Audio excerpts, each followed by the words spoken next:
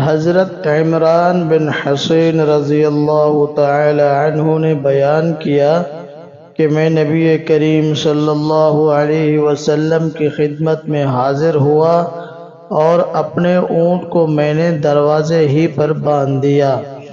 اس کے بعد بنی تمیم کے کچھ لوگ آپ کی خدمت میں حاضر ہوئے۔ آپ صلی اللہ علیہ وسلم نے ان سے فرمایا، اے بنو تمیم، خوشخبری قبول کرو۔ انہوں نے 2 بار کہا کہ جب آپ نے ہمیں خوشخبری دی ہے تو اب مال بھی دیجیے۔ پھر یمن کے چند لوگ خدمت نبوی میں حاضر ہوئے۔ آپ صلی اللہ علیہ وسلم نے ان سے بھی یہی فرمایا کہ خوشخبری قبول کر لو اے یمن والو۔ بنو تمیم والوں نے تو نہیں قبول کی۔ وہ بولے، یا رسول اللہ، خوشخبری ہم نے قبول کی۔ پھر وہ کہنے لگے، ہم اس لیے حاضر ہوئے ہیں تاکہ آپ سے اس عالم کی پیدائش کا حال پوچھیں۔ آپ صلی اللہ علیہ وسلم نے فرمایا، اللہ تعالی ازل سے موجود تھا اور اس کے سوا کوئی چیز موجود نہ تھی، اور اس کا عرش پانی پر تھا۔ لوح محفوظ میں اس نے ہر چیز کو لکھ لیا تھا۔ پھر اللہ تعالی نے آسمان و زمین کو پیدا کیا۔ ابھی یہ باتیں ہو ہی رہی تھیں کہ ایک پکارنے والے نے آواز دی کہ ابن الحسین، تمہاری اونٹنی بھاگ گئی۔ میں اس کے پیچھے دوڑا، دیکھا تو وہ سیراب کی آڑ میں ہے، میرے اور اس کے بیچ میں سراب حائل ہے، یعنی وہ ریتی جو دھوپ میں پانی کی طرح چمکتی ہے۔ اللہ تعالیٰ کی قسم، میرا دل بہت پچھتایا کہ کاش میں نے اسے چھوڑ دیا ہوتا اور آپ صلی اللہ علیہ وسلم کی حدیث سنی ہوتی۔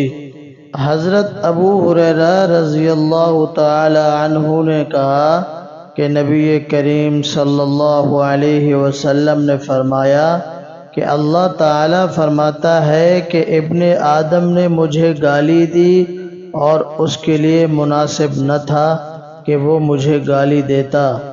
اس نے مجھے جھٹلایا اور اس کے لیے یہ بھی مناسب نہ تھا۔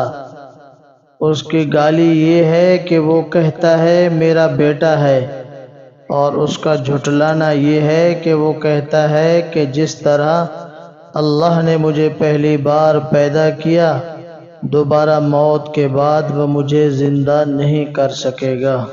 حضرت ابو ہریرہ رضی اللہ تعالی عنہ نے بیان کیا کہ رسول اللہ صلی اللہ علیہ وسلم نے فرمایا، جب اللہ تعالی مخلوق کو پیدا کر چکا تو اپنی کتاب لوح محفوظ میں جو اس کے پاس عرش پر موجود ہے، اس نے لکھا کہ میری رحمت میرے غضب پر غالب ہے۔ حضرت ابو سلمہ بن عبد الرحمن نے ان کا ایک دوسرے صاحب سے ایک زمین کے بارے میں جھگڑا تھا۔ وہ ام المؤمنین حضرت عائشہ صدیقہ رضی اللہ تعالی عنہا کی خدمت میں حاضر ہوئے اور ان سے واقعہ بیان کیا۔ انہوں نے جواب میں فرمایا، ابو سلمہ، کسی کی زمین کے ناحق لینے سے بچو، کیونکہ رسول اللہ صلی اللہ علیہ وسلم نے فرمایا ہے کہ اگر ایک بالشت کے برابر بھی کسی نے زمین کے بارے میں ظلم کیا تو قیامت کے دن 7 زمینوں کا طوق اسے پہنایا جائے گا۔ حضرت عبداللہ بن عمر نے اور ان سے ان کے والد نے بیان کیا کہ نبی کریم صلی اللہ علیہ وسلم نے فرمایا، جس نے کسی کی زمین میں سے کچھ ناحق لے لیا تو قیامت کے دن اسے 7 زمینوں تک دھنسایا جائے گا۔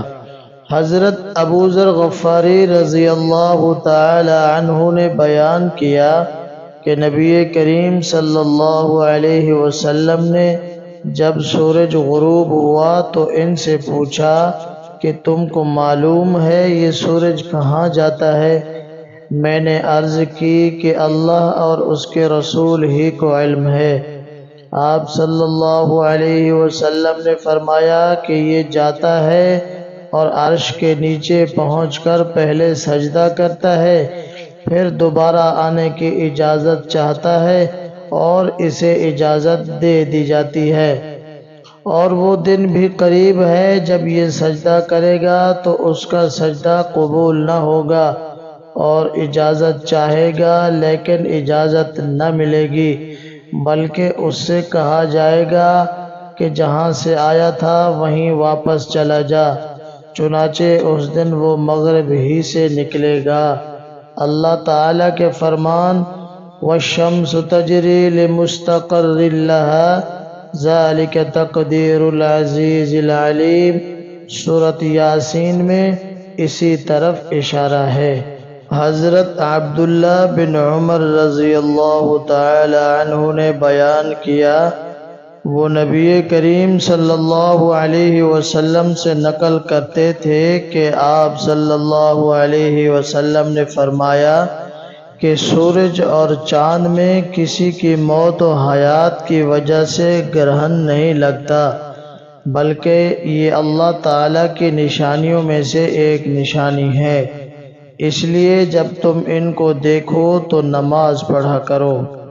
ام المؤمنین حضرت عائشہ صدیقہ رضی اللہ تعالی عنہ نے خبر دی کہ جس دن سورج گرہن لگا تو رسول اللہ صلی اللہ علیہ وسلم مصلی پر کھڑے ہوئے، اللہ اکبر کہا اور بڑی دیر تک قرات کرتے رہے، پھر آپ صلی اللہ علیہ وسلم نے رکوع کیا، ایک بہت لمبا رکوع، پھر سر اٹھا کر سمع اللہ لمن حمدہ کہا اور پہلے کی طرح کھڑے ہو گئے۔ اس قیام میں بھی لمبی قرات کی، اگرچہ پہلی قرات سے کم تھی، اور پھر رکوع میں چلے گئے اور دیر تک رکوع میں رہے، اگرچہ پہلے رکوع سے یہ کم تھا۔ اس کے بعد سجدہ کیا، ایک لمبا سجدہ۔ دوسری رکعت میں بھی آپ صلی اللہ علیہ وسلم نے اسی طرح کیا، اور اس کے بعد سلام پھیرا تو سورج صاف ہو چکا تھا۔